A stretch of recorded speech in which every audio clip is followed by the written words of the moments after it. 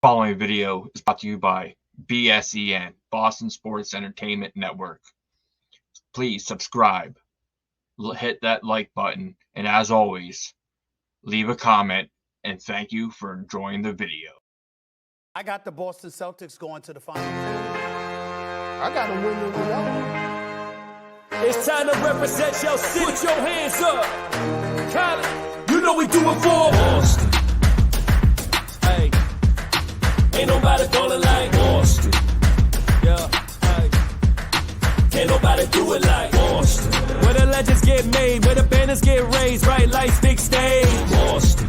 All the fire we bring in a city full of rings, it's a beautiful thing out in Boston. And you ain't hard like that. You don't put it on the line with your squad like that. That's right, Boston. All we do is win like cigars in the gym, and we at it again to say, Beantown, what's up? What's up? Beantown, what's up? What's up? Beantown, what's up? What's up? Beantown, what's up? What's up? Feel the energy shift, now we jumping at the gym. Represent, showing out how we ball above the rim. Larry Legend, 86, to the truth in '08. Cement your name with the all-time greats. Still banner 18 in the rafters. Celtic green, only green that matters. It's about that time. Ain't another city that's louder than mine. Always gonna shine with the game on the line. What you think was gonna happen, man? That's how we do it in Boston. Ain't nobody gonna like Boston. Yeah. Ain't nobody do it like Boston. All right, welcome everybody to Dynasty Proud episode 4. My name is Jayson. He's Alex. Alex, what's going on? How's it going, Jason? It's coming to you from sunny South Florida here. Raining and 50 to 60 mile an hour winds on a Saturday morning. You can't get any much better than that, and also freezing. But we have a pretty good episode today. The Celtics had a pretty eventful week, I might say, going 3-2, beating the Jazz and Pacers once, and the Wolves, and then losing to the Pacers and Bucks on a back-to-back. Alex, what do you think about this schedule? Obviously we've had a ton of back-to-backs. January has been a brutal month so far. Give me a little bit of thoughts on the scheduling and how the Celtics are pretty much getting shafted right now. Yeah, I don't quite understand the schedule, especially being out in the Midwest in Indiana. Like, we could have just stayed out there and played Milwaukee 2 days later. But, the NBA, they decided, especially for a marquee game like the Bucks, especially to have them rested, and then implementing these new rules that you can't sit stars in a nationally televised game, I feel like is a little unfair to the Celtics. As I said, if they could have scheduled us for a back-to-back-to-back going to a different time zone, I feel like they would have done that as well. So it didn't provide the best product for the NBA or for the Celtics in that game. But going 3-2, it's a marathon, not a sprint. So, it's a lot of good takeaways, a lot to be encouraged about. I'd love to win every single game, but at the end of the day, we took care of business in what we had to. So overall encouraged. So we went 3-2 on the week, right? We pretty much took care of business against the Jazz. It wasn't really much of a competitive game. We had a pretty good game against the Pacers, a little back and forth, but we ended up pulling away in the end. Wolves game was probably the best game of the week, and I think we both can agree that game really showed us a lot. Not only with how the team played, but how they were down, I think, by 6 with 1:24 left in the fourth quarter, and they still found a way to came back, tie it, and go into overtime. So starting with the Pacers, any thoughts on that game? Anything you liked, disliked? So give me your thoughts about that. So the first Pacers game, I really liked how we just kept battling. There was a lot of very questionable calls, especially in the first half where the Pacers shot 13 free throws and we shot none. We're just not getting the whistle. That's definitely getting us ready for a playoff environment, in a Tony Brothers situation where the other team's going to get every whistle on every soft ticky-tack thing, and then we're getting hammered. There's no call. So it showed a lot of resolve in the fact that, you didn't see the players. You saw them visibly upset, but, they played through it. They just kept battling. They got to the line in the second half. Now, they couldn't make free throws in Indiana. I don't know if it was a depth perception issue or what it was, but they missed at least 9 free throws in both Indiana games, and especially the second game that was just so tight and came down to the end, to not even put it in the referee's hands to be able to control the outcome. You just make your free throws. It doesn't come down to the end. But I like how we pulled away in the first game and just took care of business. The second game, so if you want to get into this now, the foul at the end of the second game. So as reference, you make your free throws. It doesn't even come down to the end of that game. But to have Jaylen Brown, and again, he had open players. He maybe doesn't need to go isolation in that moment. He had a great game, 40 points. But if a foul is a foul. he got hit in real time. You could see he got fouled. They even reviewed it, and he clearly got hit in the head. And then Buddy Hield coming up to Missoula and saying, I hit him, and to overturn that call, but to then call a very marginal, or as they said, incidental contact on the other end on Matherin. It's a little unsettling because it feels like the refs really controlled the outcome of that game. So, and especially the last 2-minute report coming out, and they stood by their referees in the first one and said, hey, it was not a foul, it was incidental contact. But then to say on the other end it was incidental, it's just kind of an extra kick in the dick from the officiating to not only have that, but then they said Miles Turner had a moving screen, so it should have been an offensive foul. So to have 3 calls that are essentially 50-50 all go against us in the end, I mean, it feels a little unfair. I don't want to say rigged, but to have it all go against their way. But you just keep battling, keep moving forward. I'd like to say at least get it out of the way during the regular season. But as we've seen in the playoffs, those calls kind of go against us as well. So the free throw being the big thing, the big takeaway, like not letting it go into the referee's hand at the end, because it just feels like it's going to go against us. So put a team away, put a game away when you can, control what you can control, and just try to come out on top. What do you think, Jayson? So when I look at these calls, whether they're in the playoffs, regular season, I always wonder why these refs keep making the same mistake. These refs are considered the best in the world, the best at what they do. They're the best in the NBA. And we still have these issues that can cost games, whether they're important, not important, or playoff games. And watching that second Pacers game in the last couple minutes of that game, and when you see these 2-minute reports come out, they're always wrong in some way. And I just I understand everybody's human, we all make mistakes. That's never the issue. The issue is how come we're not learning from these mistakes, and understanding when you go to review. If you see him swiping him in the head and there's clear contact with the head, that is a foul, right? Why can we not figure this out? And it happens all the time. And the league obviously isn't going to do really anything about that because they want to protect the refs the best they can.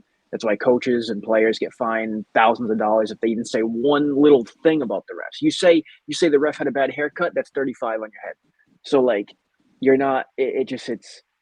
It's unbelievable in my eyes. But the Celtics, you have to figure out a way to come up, overcome that and try to almost beat the refs in a way.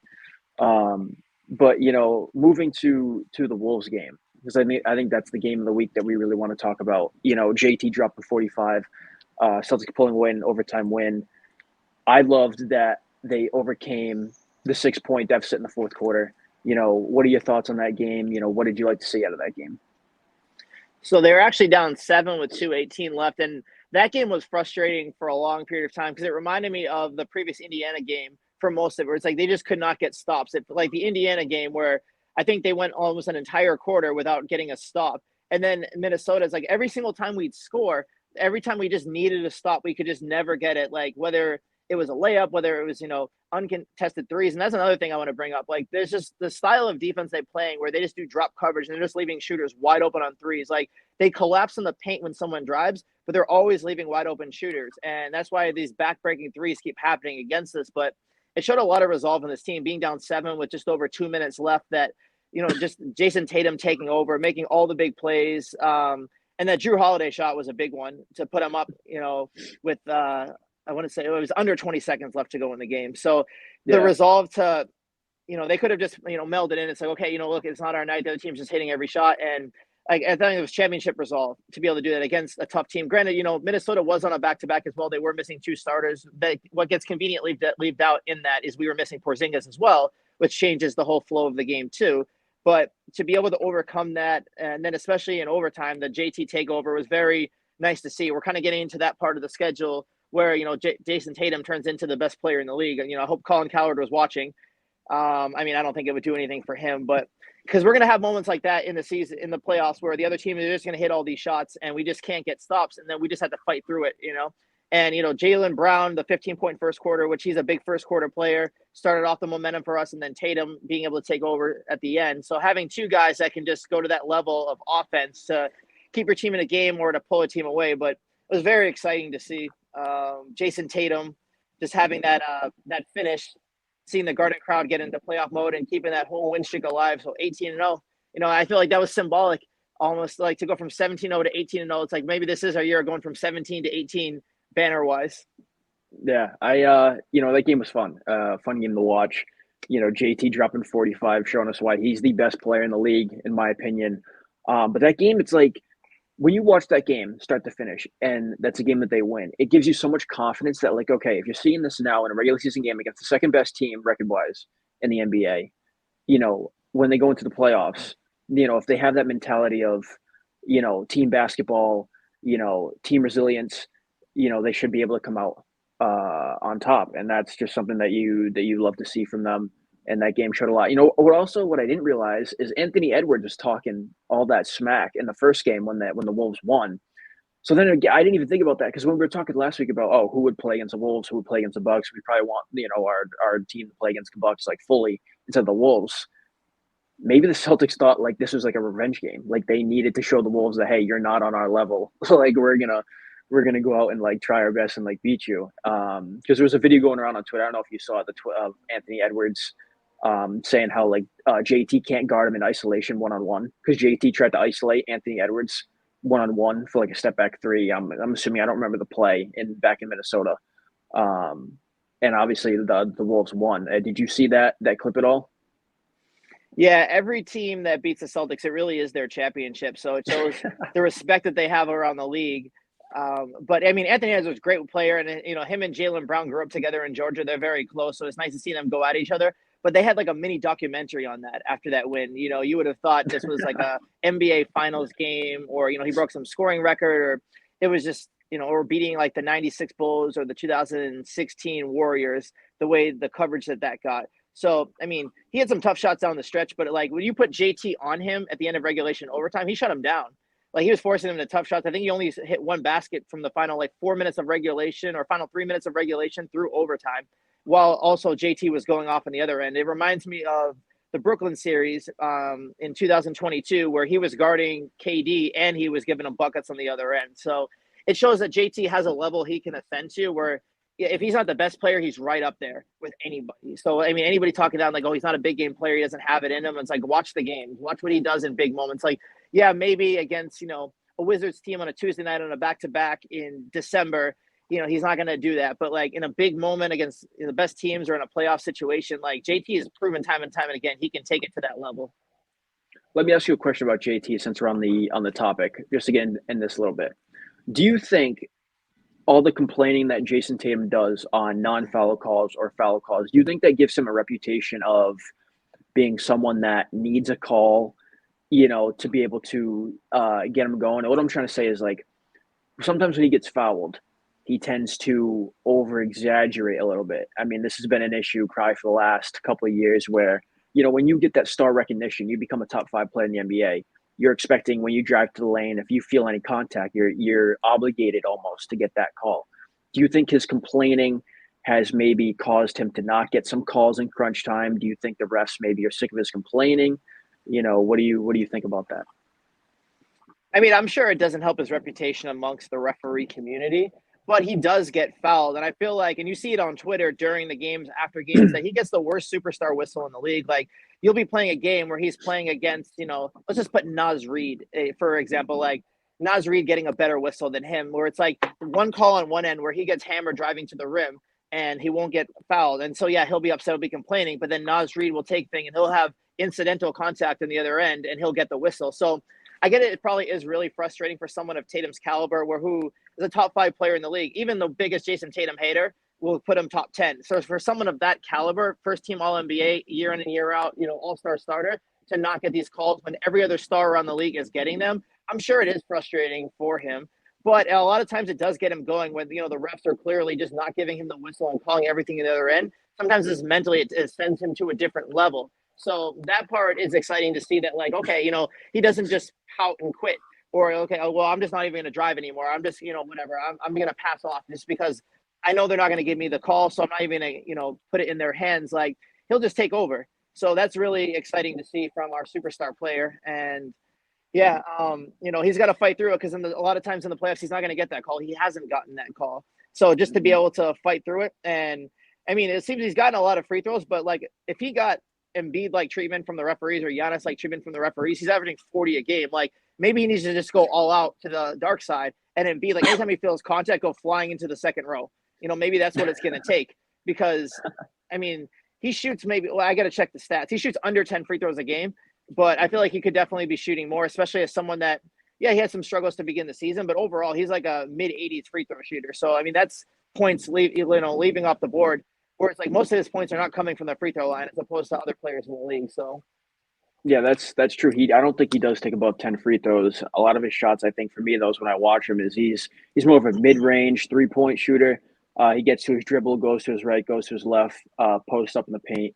I think that's more of his game. He's a very good, obviously, driver to the basket. I just wish he would utilize that just a tad bit more. I think just maybe assert himself a little bit more. You know how like JB, like, yeah, he might take the weirdest like drives to the basket, but like he's asserting himself. Like, I will try to get to the basket. I don't care if it's LeBron, Paul George, whoever trying to guard him. He's going to try to get to the basket no matter what. And I think if JT had a little bit of that mindset, I think maybe we see those calls starting to come his way instead of, maybe I wish we could get these stats. We could probably find them about what's his driving percentage, per game or whatnot. But yeah, Tatum definitely, he doesn't get the calls, but I also think maybe the complaining and the he throws his hands up or whatnot, maybe doesn't help his case much. But moving to the week ahead, we have my phone just completely shut off and I had the schedule right in front of me. We have the Rockets, Raptors, and Spurs. Not the toughest schedule, obviously, tonight playing the Rockets. Ime returns. Talk about that a little bit. What do you expect out of Ime? You think the player's going to go over, give him a hug? Obviously, you might want to keep the wives away, because you never hide know. Your wives, hide your daughters. Hide everybody. You expect the Rockets to give the Celtics a run for their money tonight? So I felt it's interesting, and I don't know if this was on purpose or lack of media availability, which seems strange. But there's been no questions about Ime to the players really in like the last day or so. So I don't know if like the Celtics organization just said, hey, like let's try to avoid this. Obviously he has some close relationships, especially with Tatum, who said at one point that was his favorite coach he ever played for.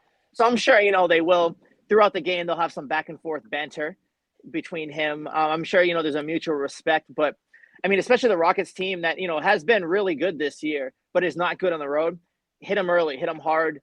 They are on a back-to-back as well. So if we're going to use the excuse that we had against Milwaukee about being on a back-to-back, we can't lose this game. So I believe we were 15-point favorites last time I checked. Like, just take care of business early, right the ship after the last game. But, I mean, Ime, I'm sure, has a scheme drawn up for us, but we just have so many weapons on offense. I believe everybody's playing tonight. There's nobody on the injury report, so there's no excuse to not win this game. So I actually have – so you said your point before about the injury report and how, like, Ime might have a scheme. This team that the Celtics have is nowhere close to the team that he had when he was here. He didn't have Drew, didn't have KP. Those two are probably like the biggest influences, on this team. Marcus obviously isn't here anymore. So I feel like maybe it'd be tougher for him to put up a scheme. Obviously, Jaylen and Jayson are the main focal points. Obviously he'll probably figure out a way to try to stop both of them. Maybe force Jaylen to go to his left, maybe, or something like that. little gamesmanship. Gamesmanship. But this Rockets team, I mean, they got, Jabari Smith, they got Jalen Green, they got Aspen Sangin, they got three younger, high quality players, and they're also on the second half of back-to-back. I believe you mentioned that. They had a tough game, I believe, in Orlando last night, and it came down to the wire. Came down to or no, maybe that was, I'm thinking Detroit, where they hung on in Detroit. Detroit had that. But yeah, so they're a good young team. So I'd expect them to play hard. Obviously, Ime is probably, this one means more to him. So looking towards the Raptors, newly look Raptors. We haven't played the Raptors with RJ Barrett or Emmanuel Quickly on that team. Do you think that makes any difference when we play them this week? I mean, I just don't want to see Emmanuel Quickly, skipping and stomping up the floor. But this Raptors team, I mean, there's still more changes to come. Siakam's going to move. So, I mean, we get all our Raptors games out of the way before Siakam is no longer on the team. But we'll see what level of motivation they have. I don't believe they're on a back-to-back, but, I mean, we beat Toronto every game this year. But they've kept us – they've had 3 games against us that were – I mean, 2 of them were really close. The first one was close for a half, and then the Celtics put it away. But, I mean, those 2 games – especially it is in Toronto, but we have to definitely win the next 3 games because they are, lesser opponents. They're not on back-to-back, so we need to take care of business Toronto, I mean, Siakam's just been tougher to guard, but it'd be interesting to see the new dynamic with RJ Barrett and quickly there. I think it actually makes them better. It gives them more options going forward. But I mean, that's a game we can't lose. There's no excuse to lose that game. We really need to take care of business the next 3 games. Yeah, we can't lose against them. They're coming off their West Coast trip, so they've been on the road since Friday the 5th. Actually, my bad. They've been on the road since Wednesday the 3rd. They've played Memphis, the Kings, Warriors, Lakers, Clippers, and Jazz. So they're going to be their first game at home after a long road trip. We should figure out a way to beat that team. That team's probably going to be a little tired.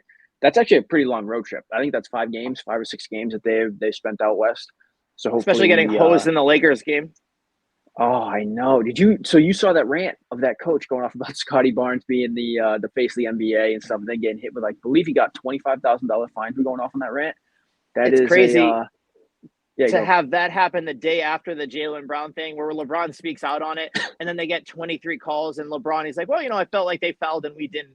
It's like 23-2. It was reminiscent of Game 6 of the O2 Conference Finals at the Kings and Lakers, where the Lakers were always supposed to win that game. There was no way they weren't allowed to win that game. Now, I didn't watch this Lakers game.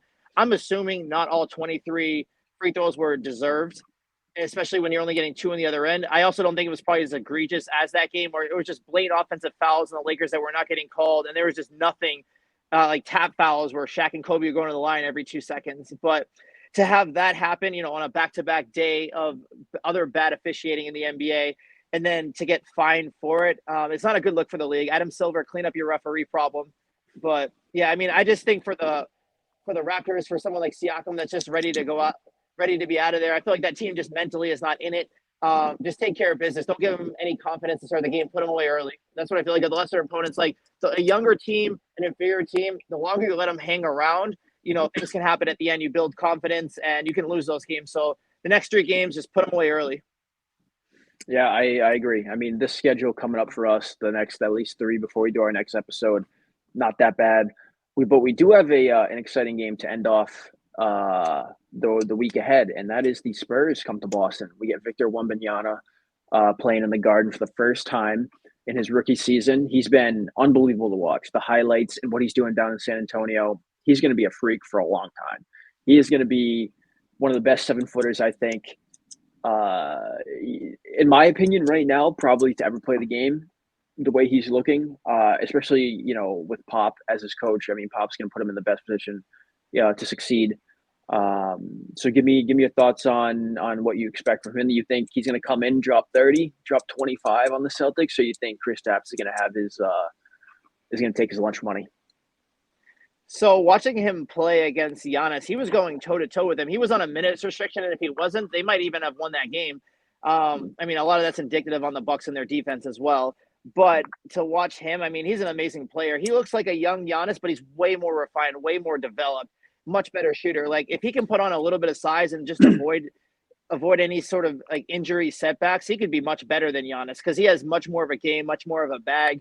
So that's why they have kind of baby gloves on him right now. They have the minutes restriction. That team's not going anywhere. So there's no reason for them to overexert him. They still would like to get another high draft pick to add, complementary pieces with him. Because obviously, I mean, if you look at like who's on that roster right now, I mean, Devin Vassell's a nice young player. I eventually think he'll get flipped to a contender, and maybe not this year, but in the future to accumulate more assets because he's not going to be on the same timeline as Wembanyama when they're really ready to win.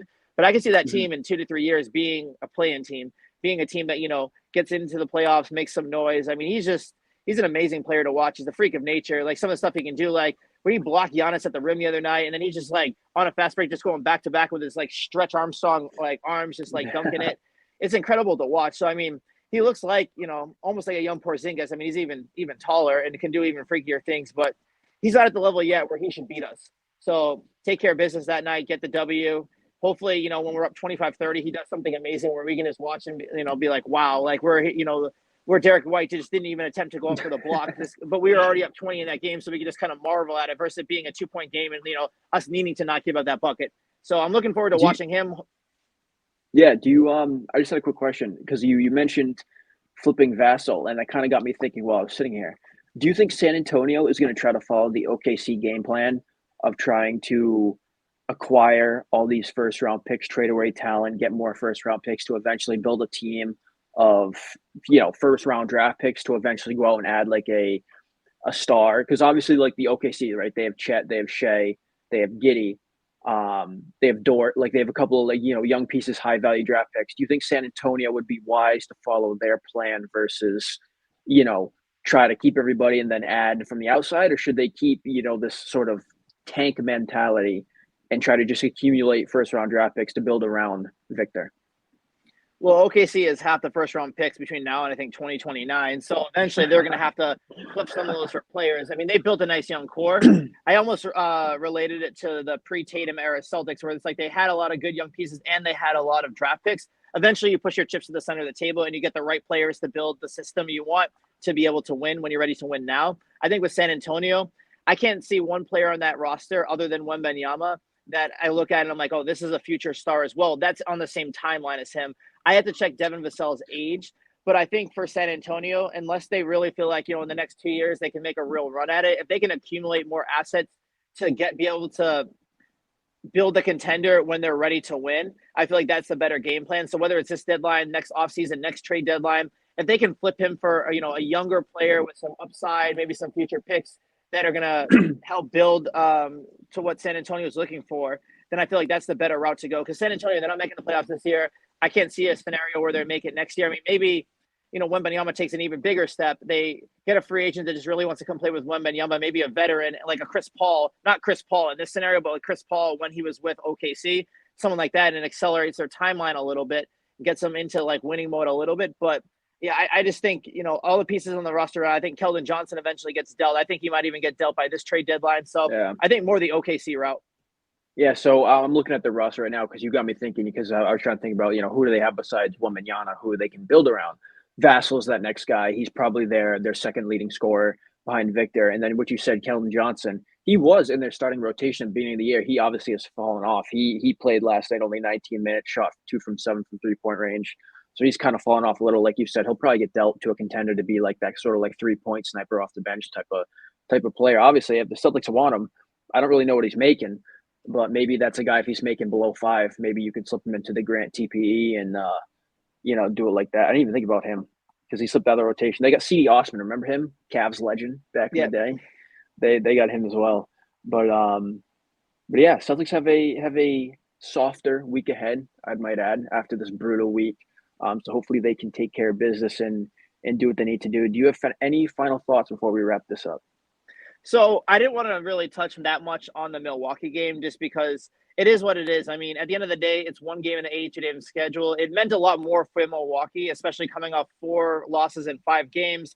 They were rested. They were at home. They had already lost to us. They hadn't really beaten us with starters in 2 years. So they had to win that game. Like, if that game goes the other way around, that team is talking about major, major changes, like, in short order. So they took care of business for us. And I remember watching the Minnesota game at the end as they're in overtime. Like, if we can just win this tonight, I don't even care about tomorrow. And I remember last year how they were on a back-to-back with Milwaukee, and they sat their entire starting lineup other than Derek White, who was a bench player at the time, and just played bench players and took them to overtime. If this game wasn't on TNT, I felt like they would have gone down the same route. But because it's on TNT, there was a $250,000 fine if you sit more than one player that had been All-NBA or an All-Star in the last 3 years. So they had to play them. They figured, okay, let's just see how this game goes. They were down 37 at halftime. There was no legs under them. All their shots were short. They weren't playing defense. Milwaukee's hitting everything. It's just one of those games you just tip your hat, punt on it. Let's not, let's just say you put your starters back out in the third quarter, down 37. You cut the lead to 28, and then Jayson Tatum lands on someo's ankle, a la Gabe Vincent, and then he's out for 3 weeks now in a game you weren't going to win anyways. Like, it was the right move. They can call it soft. It's a long-term – it's a marathon, not a sprint. You're thinking ahead. Tip your hat to Milwaukee. They won the game. We'll see them again down the road.